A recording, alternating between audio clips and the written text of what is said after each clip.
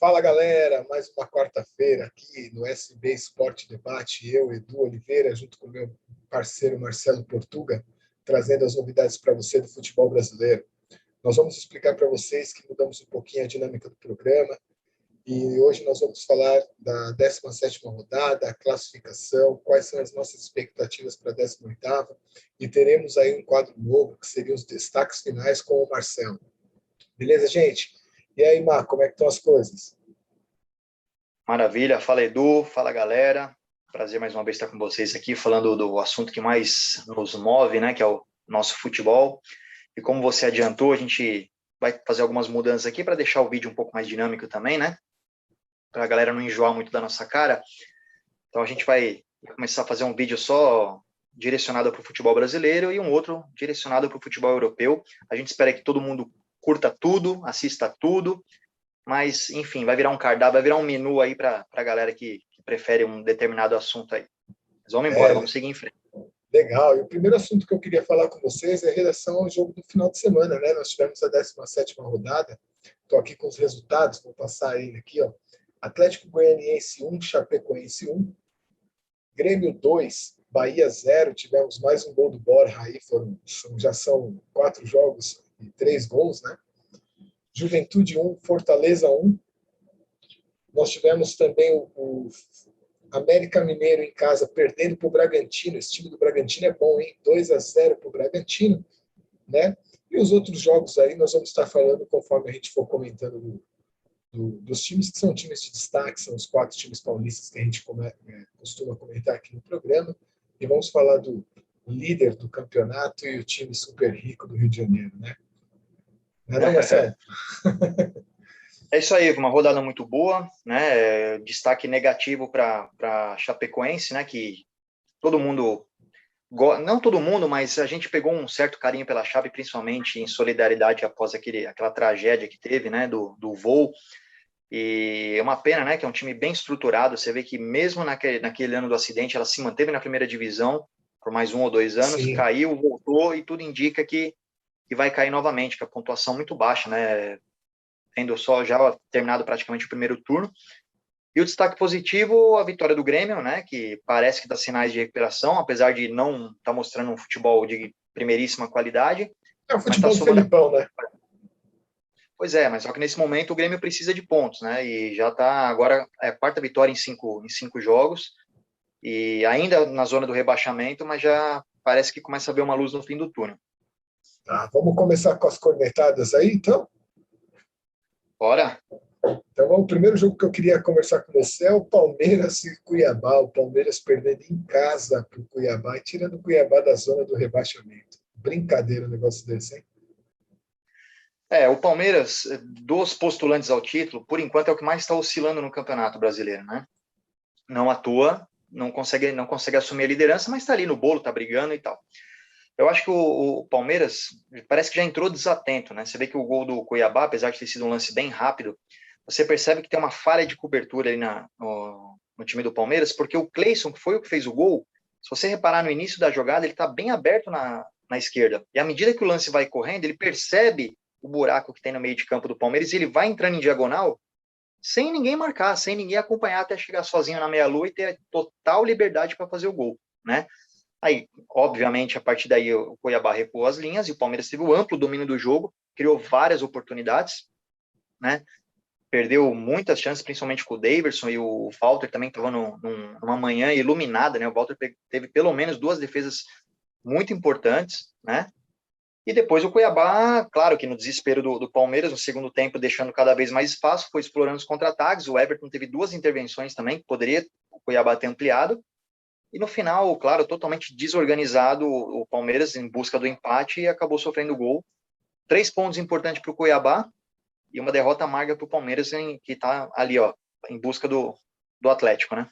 Foi bom você ter falado isso da desatenção, porque vendo a entrevista coletiva do Vitor Castanhelas, que foi o que substituiu o Abel Ferreira, ele fala que o grupo não fez aquilo que foi pedido pela comissão técnica. Poderíamos dizer que está tendo um racha aí entre o grupo, a comissão técnica, o Abel forçando para sair ou não? Bom, todas essas especulações são possíveis, mas são algo difícil de a gente provar, né? De a gente ter certeza, alguma certeza absoluta. A questão é que o Abel me parece um cara muito intenso, né? E ele mostra isso dentro do campo. Ele tem uma energia muito aflorada e muitas vezes acaba tomando cartão, porque realmente ele extravasa bastante. Agora precisa ver se esse tipo de, né? Esse tipo de comportamento dele também não está respingando no vestiário. Porque acontece, ele é um cara que já chegou no Palmeiras dando boas entrevistas, é vencedor, foi campeão da Libertadores, foi campeão da Copa do Brasil. Mas o que acontece? Ele realmente tem um desgaste muito grande. Uma parte da diretoria tem desgaste com a mídia também, tem desgaste com a arbitragem, e nada impede ele ter desgaste com algum grupo de jogadores, o que seria ruim para ele, né? Perder o comando do vestiário seria ruim para ele. Não sei se é isso, muitas entrevistas dele realmente dá a entender que ele está afim de sair, mas, repito, a gente não tem como ter uma verdade. Só que isso não pode respingar no grupo, no elenco, porque isso vai refletir Sim. dentro do campo. Outra coisa que ficou muito estranha nesse jogo aí foi a não entrada do Luiz Adriano, que já se recuperou de lesão, e o próprio Vitor falou que é opção técnica. Como você mesmo explanou aí, o Davidson perdeu um caminhão de gols. Será que o Luiz Adriano é tão péssimo assim, pior que o Davidson? Bom, aí em relação ao Davidson, a gente tem dois pontos que a gente pode falar aí, né? Primeiro foi a escolha que, para mim, foi clara, foi a escolha do Abel entre Davidson e Borja, porque são dois jogadores praticamente do mesmo nível, podemos falar que um é melhor que o outro, um pouco melhor que o outro, enfim. Mas são dois jogadores que vieram de volta de empréstimo, provavelmente devem ter um salário parecido, e a diretoria deve ter chegado para o Abel e falar, Abel, ou é um ou é outro. E o Abel claramente escolheu o Davidson, né? Bom pro Grêmio que o Borja tá dando certo lá e tá fazendo os golzinhos dele lá. Em relação ao Luiz Adriano, ele sofre muito com lesão, sofre muito com a parte física. Então, ele está praticamente sempre fora de ritmo de jogo. E o que me parece, às vezes, essa questão técnica da escolha do Abel, é que muitas vezes me parece o Luiz Adriano fora de sintonia com o time. Muitas vezes o Palmeiras me parece muito mais o 220 e o Luiz Adriano 110. Não todos os jogos, evidentemente. E o Davidson já é o contrário disso. O Davidson, me parece que o Adriano é o 8 e o Davidson é o 800, né? Entendi. Isso eu não estou falando a qualidade técnica de um nem de outro, né? Eu acho que o Luiz Adriano é mais jogador que o Davidson. Mas eu acho que nesse momento o que está pegando é isso. O Abel busca mais intensidade e o Davidson entrega isso, né? Agora, realmente precisa treinar mais finalização aí, tá deixando a desejar. Embora foi um resultado ruim para o Palmeiras numa manhã de domingo, né, terrível para os palmeirenses, o Palmeiras ainda mantém a segunda colocação por conta de alguns tropeços de quem estava atrás, do próprio Galo, né? E está 6 pontos atrás do Galo. Eu acredito que não tem nada perdido ainda. Nós temos um turno pela frente e confronto direto. Né? Não só confronto direto entre os dois, tem o Galo enfrenta o Flamengo, o Palmeiras enfrenta o Flamengo, o Corinthians está crescendo bastante também, eu acho que o São Paulo ainda vai crescer um pouco mais, o Grêmio, apesar de tudo, apesar de estar num momento ruim, vai complicar, Internacional, enfim, o campeonato é muito duro, o Campeonato Brasileiro a gente sabe que é nivelado mais ou menos igual, né, com exceção realmente do Atlético, que está sobrando um pouco dentro de campo, mas acho que está em aberto, até porque o Atlético está participando da Libertadores, da Copa do Brasil, né, o Palmeiras também, só que menos da Copa do Brasil, então, a maratona é grande até o fim, e vamos ver o que acontece, tem muito chão ainda. O que pesa aí é a terceira derrota consecutiva do Palmeiras. Né? Mas, aproveitando esse gancho, vamos falar do time do outro lado do muro. Enquanto um perdeu 3 seguidas, o outro está com 3 vitórias seguidas. Né? Uma vitória super importante lá na Ilha do Retiro contra o Sport, com o gol do Pablo. Né? Eu assisti esse jogo com bastante atenção, até porque eu sou São Paulino, e o jogo transcorreu como eu esperava também, com a temperatura bem baixa, o jogo foi bem fraco tecnicamente, o São Paulo poupou alguns jogadores, né? Com certeza visando o jogo da Copa do Brasil, e achou um gol logo no início, um gol bonito do Pablo, né? Inclusive esses gols fazem muito bem para ele, é importante para ele, para aliviar um pouco a pressão que ele sofre, principalmente por ter perdido aquele gol contra o Palmeiras, né? Na Libertadores, que poderia ter mudado o rumo do jogo. Enfim, a expectativa muito grande era da estreia do Hernanes, a primeira vez que o Hernanes ia jogar na vida dele contra o São Paulo, né? E foi uma estreia bem discreta, bem apagada, assim como foi o jogo todo, e o time todo do Sport também foi bem apagado, né? O Volpi foi muito pouco exigido. Enfim, o São Paulo jogou para o gasto para fazer 3 pontos, vitória importante, para dar realmente um respiro aí na zona do rebaixamento. O São Paulo já começa a olhar mais para cima agora, na parte de cima da tabela. Já está com 21 pontos na 12ª colocação, 3 pontos atrás do G6, né? Foi um futebol fraco, mas pontos importantes para trazer confiança, principalmente para o confronto aí com Fortaleza, que é o que o São Paulo busca com mais intensidade agora, essa Copa do Brasil, né? O que eu acredito aí que tem sido um grande problema do São Paulo é esse departamento médico, né? Nós estamos aí, domingo, parece que o Arboleda machucou, e nós estamos com mais 3 lá, né? Que é o Wellington, Marquinhos e o William. E o Crespo ainda fez uma crítica dura aí, né? Falando que o São Paulo precisa melhorar a estrutura, né? Eu acho que é esse o grande problema que vem sendo constante no São Paulo. Principalmente quando você não tem um elenco tão numeroso como tem, por exemplo, o Palmeiras, o Flamengo, o Atlético. Então você precisa realmente estar com seus jogadores inteiros, né? Então o Crespo realmente fez essa crítica, inclusive entrevistaram o diretor de futebol logo após o jogo, né, no dia seguinte do jogo contra o Sport, né, a respeito dessa declaração do Crespo, o diretor Carlos Belmonte. E ele foi categórico, ele afirmou que reconhece as deficiências que tem o Refis, que já foi referência, né? O São Paulo era referência na parte de condicionamento físico e de recuperar jogador lesionado, inclusive vinha muito jogador na Europa para se tratar no São Paulo, e o São Paulo acabava conseguindo fazer um contrato aí de 6 meses, foi o caso do Amoroso, foi o caso do Ricardo Oliveira, o caso do Luizão, entre outros, né? E hoje o São Paulo deixou de ser essa referência. E pior do que os jogadores estarem se machucando, eles não estão voltando. O Luciano demorou 2 meses para voltar de uma lesão muscular. É algo inadmissível, né? Para um clube do tamanho do São Paulo, o que se gasta naquele Refis, enfim, precisa de investimento.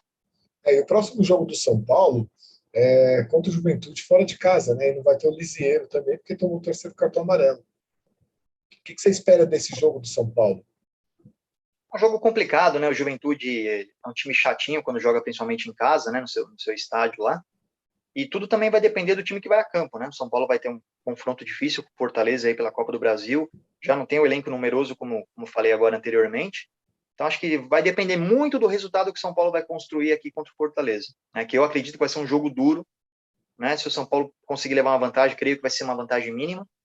Então, muito provavelmente o São Paulo deve poupar jogador, o que vai deixar o jogo mais em aberto, mais difícil. E se eu tivesse que apontar um palpite aí, é um empate aí, 1-1 mais ou menos. Beleza. Eu esqueci de falar do próximo jogo do Palmeiras. O Palmeiras ele recebe o Atlético Paranaense no Allianz Parque, né? Para tentar afastar esse fantasma de perder ponto pequeno pontos para time pequeno, respeitando o Atlético, com certeza, mas é inadmissível ter uma desclassificação para o CRB, perder para o Cuiabá na sequência que vem vindo, tá ganhando do Fortaleza e tomar a vitória, embora o Fortaleza é um bom time.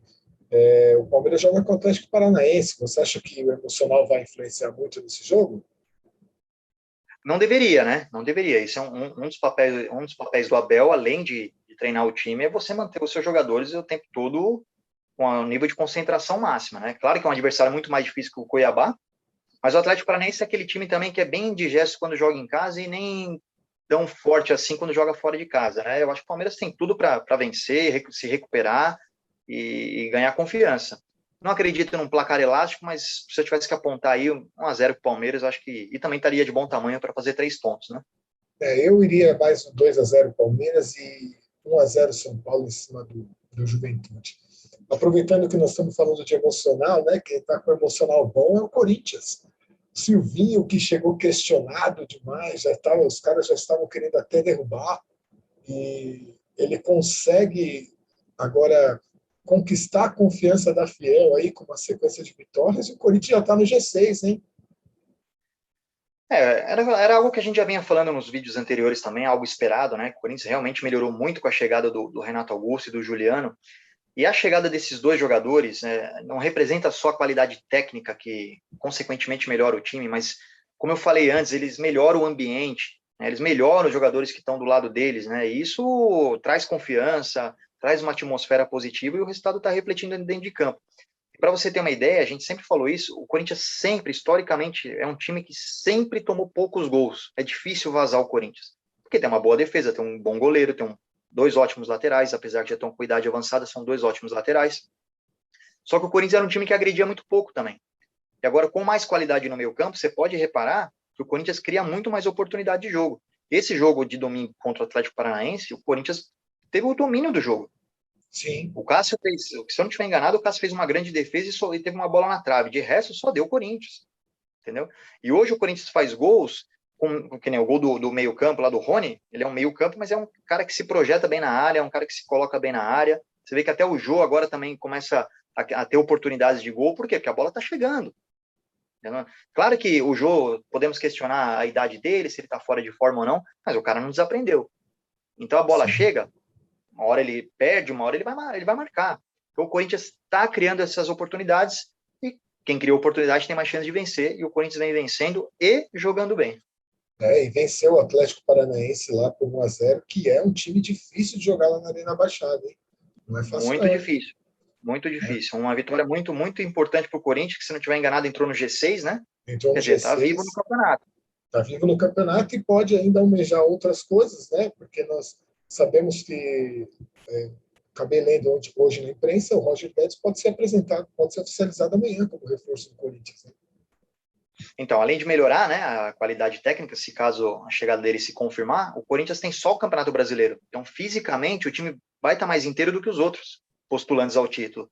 Né? Não sei se falar em título agora, talvez, claro, talvez seja meio cedo. Mas acho que o Corinthians está na dele, tem que fazer os pontos possíveis e, à medida que o campeonato vai avançando, vocês vai mudando seus objetivos. Né? Você estava falando da chegada do Roger Guedes também, o Corinthians anunciou hoje também a chegada do João Pedro, era um lateral revelado pelo Palmeiras, estava no Porto, Sim. né? E, ao mesmo Que tempo você que está chegou... usando a camisa aí. Inclusive é isso aí, a camisa do Porto. E o Corinthians oficializou também a saída agora do Matheus Vital, né? Foi emprestado para o Panathinaikos da Grécia por uma temporada também. Você viu que no contrato ainda tem a possibilidade de compras por 4 milhões, hein? Já é um lucrinho a mais daquilo que o Corinthians pagou.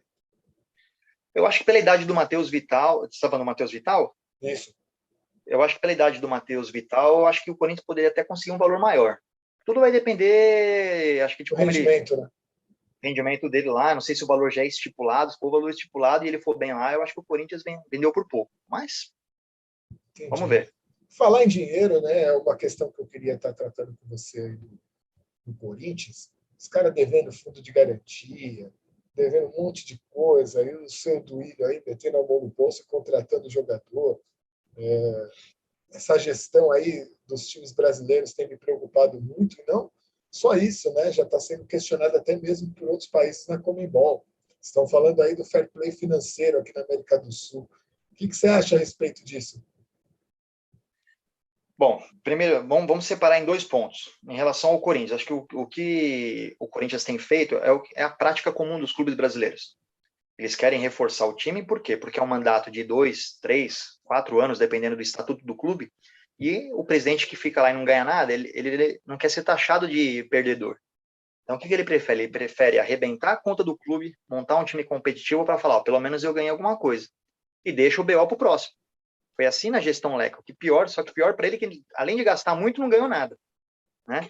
Quer dizer, contratou um Daniel Alves com 38 anos de idade, num contrato de 3 anos, pagando 1,5 milhão, sem ter a menor condição. E o São Paulo passa por esse momento difícil financeiramente, como a maioria dos grandes clubes. Né? O dinheiro que o Atlético Mineiro está investindo hoje, eu não sei de onde vem, não sei se essa conta um dia vai chegar. Olha o Cruzeiro aí onde está. O único clube que eu lembro, assim, que vem na minha cabeça, que realmente se reestruturou financeiramente, tem um time forte hoje, não é à toa, é o Flamengo. O Flamengo, há anos atrás, vinha por muitos anos com um time modesto, lutando contra o rebaixamento, reestruturou sua parte financeira e agora tem um time competente. Agora, e os outros? Né? O Palmeiras teve o aporte do Paulo Nobre, tem aí um patrocínio forte da Crefisa, mas até quando vai isso aí? O Palmeiras também lembra na época como foi a Parmalat. Quando a Parmalat saiu, o Palmeiras ficou a ver navios também. Então, agora, esse é um ponto. Agora vamos ao segundo ponto do fair play sugerido pela Conmebol. Seria lindo se fosse respeitado, porque, na verdade, tudo que vem da Conmebol já fica com o pé atrás. Porque, na verdade, esse fair play que a Conmebol quer colocar em prática não é visando o bem-estar financeiro dos clubes, e sim tirar essa hegemonia do Brasil na Libertadores, que de fato tem uma hegemonia, né? Só que a hegemonia do clube brasileiro e Argentina já é de longa data. Hoje, a discrepância maior do Brasil e Argentina por causa da moeda, é claro. Não se paga nem metade na Argentina do que se paga aqui no Brasil. Entendeu? Então, cada vez mais, se eles não mudarem o sistema do enfrentamento da Libertadores, cada vez mais vai ficar fácil para os brasileiros ganharem. E culpa deles mesmo, porque eles incharam a competição. Eu lembro, eu sou da época da Libertadores de 24 clubes. Só se classificavam 3 de cada país. Venezuela e Bolívia acho que eram 2 só, os outros eram 3. Eu lembro que aqui era o campeão e vice do brasileiro e o campeão da Copa do Brasil apenas. Só tinha uma hipótese de 4, que era quando o atual campeão fosse brasileiro também. Hoje vão 8. Quer dizer, o nosso campeonato nacional, metade praticamente vai para a Libertadores. Então, quer dizer, você abaixa o nível técnico e quando você nivela por baixo, o que está um pouquinho melhor vai sobressair. Então, a ideia do fair play financeiro deles é apenas isso, diminuir a hegemonia dos brasileiros. Sim, mais uma vez a Conmebol tentando prejudicar o Brasil. Não, se a intenção é boa, se for aplicada corretamente, a intenção é ótima. E o próximo jogo do Corinthians aí, só para deixar claro, é contra o Grêmio, hein? Um jogaço de bola para encerrar o sábado à noite. Jogaço, que já foi final de Copa do Brasil. Uma pena que o Grêmio está numa situação ruim nesse momento, poderia estar lá em cima na tabela também, para o jogo chamar mais atenção ainda. Mas é uma parada dura para os dois, né? O Corinthians está vindo numa crescente boa e jogar com o Grêmio em Porto Alegre é sempre muito complicado, né? Acho que é um jogo difícil. Acho que 1-0 para o Grêmio, eu colocaria o meu palpite aí. Eu acredito no 1-1. Eu acredito nesse 1-1 aí. E no final de semana também nós tivemos o time da Baixada, o Santos, empatando na Vila 2-2 com o Internacional. Foi, para mim, um dos melhores jogos da rodada. Para mim, o melhor jogo da rodada, inclusive um jogo que a gente falou no vídeo anterior, que esperava um jogo para gols, e foi um jogo para gols mesmo. O Santos se portou muito bem, tem um menino muito bom lá, o Gabriel Pirani, jovem jogador meia lá, que realmente dá uma intensidade muito diferente no meio campo do Santos. Tivemos várias oportunidades perdidas dos dois lados, né?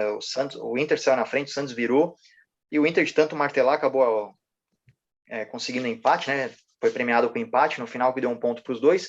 Acho que pelo jogo jogado foi um resultado justo, um ponto importante para as duas equipes, e tudo dentro do normal, mas foi um belo jogo de futebol. Nós vamos falar um pouquinho do Santos quando você for falar dos destaques, para a gente tratar aí, falar um pouquinho mais do Santos, né? O que me chama a atenção é o próximo jogo do Santos, está pegando só pedreira aí. O próximo jogo do Santos é contra o Flamengo na Vila, hein? Jogo difícil, a questão agora do Flamengo é mais ou menos igual ao que eu falei do São Paulo, tudo vai depender do time que vai entrar em campo, né? Porque claramente o Renato jamais vai admitir isso, mas conhecendo o histórico do Renato, até quando ele era técnico do Grêmio, ele costuma dar prioridade mais para as Copas, né? A prova disso foi o empate do Flamengo com o Ceará, não pelo empate em si, mas pelo time que ele mandou a campo. Ele poupou alguns jogadores e tudo indica que ele vai fazer a mesma coisa no fim de semana. E aí o Santos pode se aproveitar disso, né? E aproveitando para falar desse jogo aí, vamos falar um pouquinho do nosso trabalho para a galera aí. Exatamente, para quem gosta de investimento esportivo, né, ou de maneira profissional, ou para quem gosta até de aposta de forma recreativa, né, a gente tem um grupo aí no Instagram, um grupo no Telegram, onde a gente dá dicas de investimento, a gente tem vídeos de conteúdo, né. Então, galera, o único trabalho que tem é só baixar lá o aplicativo do Telegram, clicar no link que a gente vai deixar na descrição do vídeo aqui, você vai ser direcionado, é totalmente gratuito, a gente manda sinais lá de alertas, né, de entradas tanto pré-live como ao vivo, né? Então, se você quiser ganhar um dinheirinho, nem que seja um extra ou de forma recreativa, entra lá, participa, é bacana, vocês vão gostar, com certeza.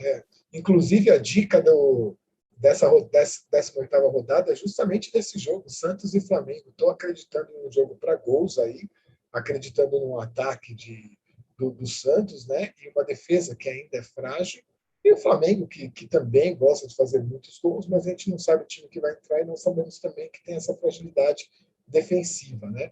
Então, minha grande dica aí, a nossa grande dica é os gols over 2,5 numa odd de 2. Quer explicar para a galera o que é esse over 2,5 aí, mano?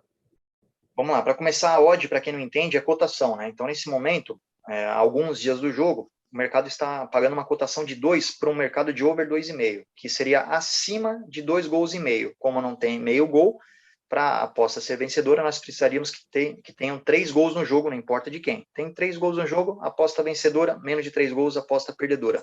Ou seja, numa cotação de 2, o valor que você investir, você ganha o dobro, né?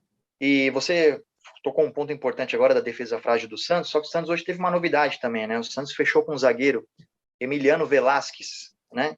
É um jovem uruguaio, quer dizer, já não é tão jovem assim, mas é um zagueiro de 1,85 m, foi revelado no Danúbio, do Uruguai, né?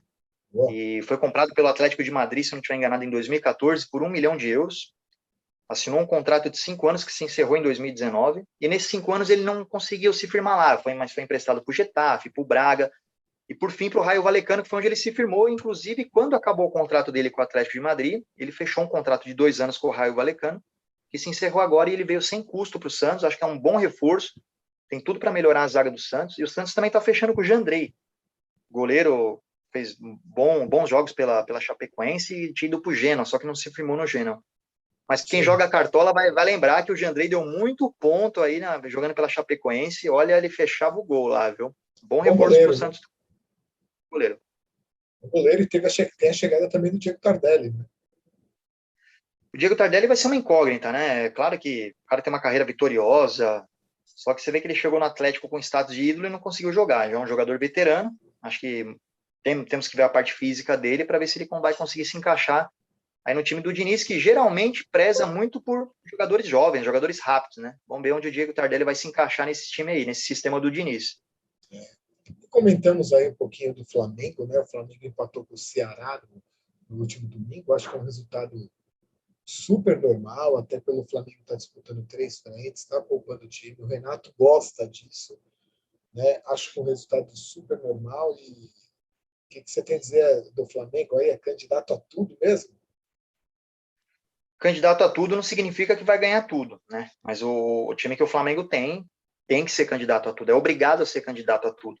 O Flamengo tem muita peça de reposição, por mais que tenha perdido o Gerson, o Rodrigo Caio também toda hora está lesionado, mas é um time que tem muitas opções e jogadores acima da média. Então, agora, claro, à beira de semifinal de Libertadores, quarta de final de Copa do Brasil, e o Brasileirão tendo um turno todo para jogar, me parece óbvio que ele vai descarregar as forças todas agora no torneio de mata-mata que está chegando na sua reta final. Claro, não vai abrir mão do Brasileiro, mas vai ficar em segundo plano, vai colocar o melhor que ele pode e vai somando ponto. E lá no final, se der para brigar pelo título, vai brigar. Se não der, paciência. Inclusive o Galo também, né, aí líder do campeonato, perdeu a chance de abrir 8 pontos, e 8 pontos num campeonato super disputado é uma bela vantagem, né? Também não acho que foi um resultado horrível assim, tendo em vista o Fluminense. Vamos respeitar o Fluminense, que veio bem na Libertadores, né, também. Agora com a demissão do Roger, né, Machado e outro técnico, tem a motivação do grupo nesse sentido. E o Galo, nesse final de semana aí, vai pegar o Bragantino, hein?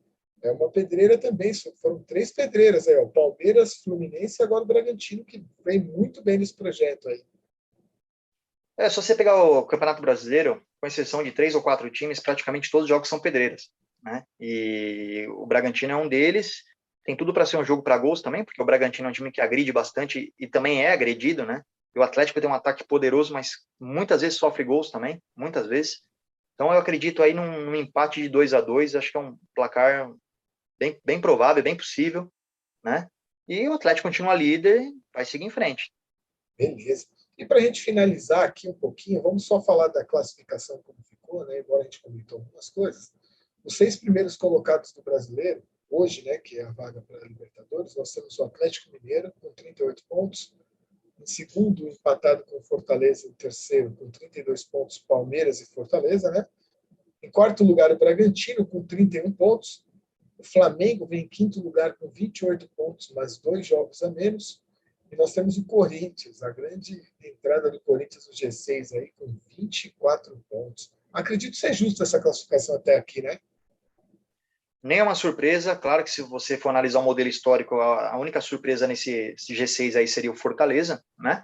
Mas hoje a gente vê que não é nenhuma surpresa, o Fortaleza vem se reestruturando já desde a época do Rogério Ceni. Você vê que ganhou a Copa do Nordeste, ganhou Série B, enfim. O Fortaleza é um time muito bem ajustado, um time muito forte de bola aérea, muito forte mesmo, e esse Vojvoda agora, o técnico argentino, trouxe outras variações de jogo. Você vê que o Fortaleza joga bem aberto pela ponta, com bastante velocidade. Para mim não é surpresa nenhuma. E os outros 5, time grande, tá tudo certo. E antes de falar do Z4, aproveitando o gancho que você falou do Fortaleza, foi oficializado agora o empréstimo do Lucas Lima, né, para o Fortaleza, onde o Palmeiras vai pagar 80% do salário e o Fortaleza vai pagar só 20%. Você acha que ele vai encaixar nesse time aí? Vamos ver, só vai depender dele, né? Só vai depender dele. Eu acho que o Palmeiras já tem um prejuízo incalculável com o Lucas Lima, né? Não só financeiro como técnico, porque ele pouco jogou, pouco colaborou com o time, né? E ele tem uma chance de se reerguer na carreira, que é um jogador que ainda tem bastante lenha para queimar, é um cara que sabe jogar, o que falta para ele é querer, sabe o que ele quer? A gente já falou várias vezes do Alexandre Pato também a respeito disso, o Paulo Henrique Ganso, são jogadores técnicos, sabem jogar. Agora, desaprendeu, o cara não desaprendeu. O Luan, no Corinthians, o cara não desaprendeu a jogar. A questão é querer. Agora, precisa ver se ele vai se motivar lá jogando no Fortaleza, né? Esperamos que sim, seria bom para ele, bom para o Palmeiras, bom para o Fortaleza, bom para todo mundo. Sim. E o Z4 aqui, para mim, a surpresa é o Grêmio, né? Nesse Z4. Nós temos o Grêmio na primeira posição do Z4 com 16 pontos, o Sport com 15 pontos na 18ª colocação, na 19ª nós temos o América Mineiro com 15 pontos e a Chapecoense, que para mim, mesmo tendo um turno pela frente, vai ser muito difícil escapar com 6 pontos. Justo também, né? Pelo início de campeonato dos times. Sim, até porque pela nota de corte aí, né, que eles falam, mais ou menos 43, 44 pontos, a Chapecoense teria que fazer um segundo turno praticamente perfeito. E com o time que tem, a gente sabe que é algo não impossível, que no futebol não existe a palavra impossível, mas improvável.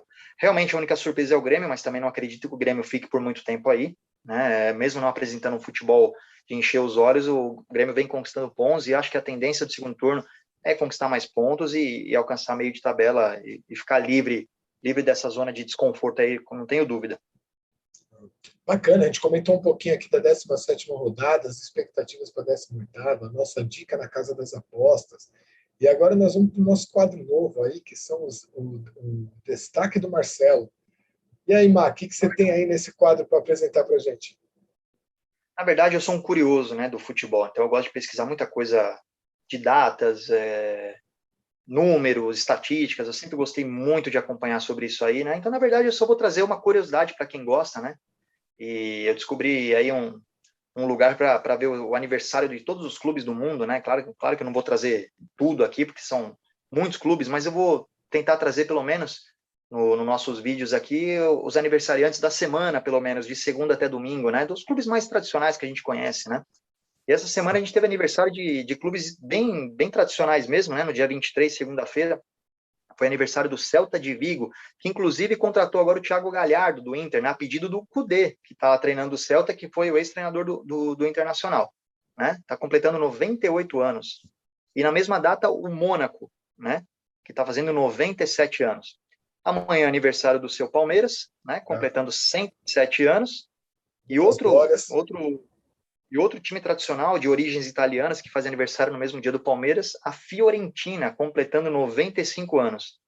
E por último, no dia 28, o Pumas do México, você que gosta bastante de acompanhar o Campeonato Mexicano, ó, 67 anos de história, cara. Essa é só uma curiosidade que eu quero trazer para vocês aí, que é bem bacana.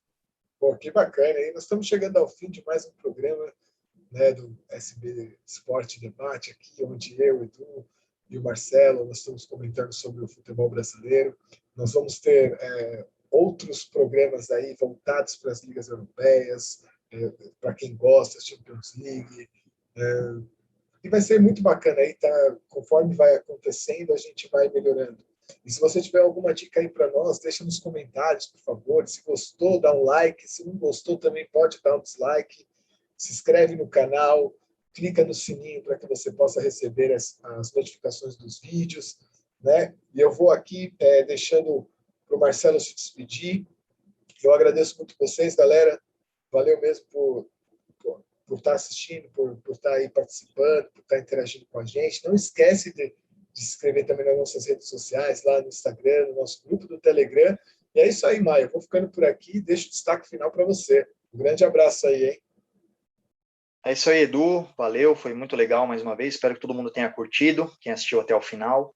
Realmente não esqueçam de dar o like ou dislike, ajuda bastante a gente, que a gente motiva a gente a trazer esse conteúdo para vocês aí, que a gente faz com bastante carinho, né? Você não está perdendo tempo nenhum, é só um cliquezinho lá que vai fazer toda a diferença para a gente. Então, a gente espera muito que você faça isso, que você curta, em primeiro lugar, né? E a gente vai voltar com mais conteúdo aí também, em breve, Champions League, Europa, Seleção Brasileira, eliminatórias, vamos fazer um apanhado de tudo. Vai ter bastante informação legal para vocês aí, de maneira leve, descontraída e bem bacana. Valeu? Beleza, Marcelo. Falou. Até a próxima, querido. Tchau, tchau.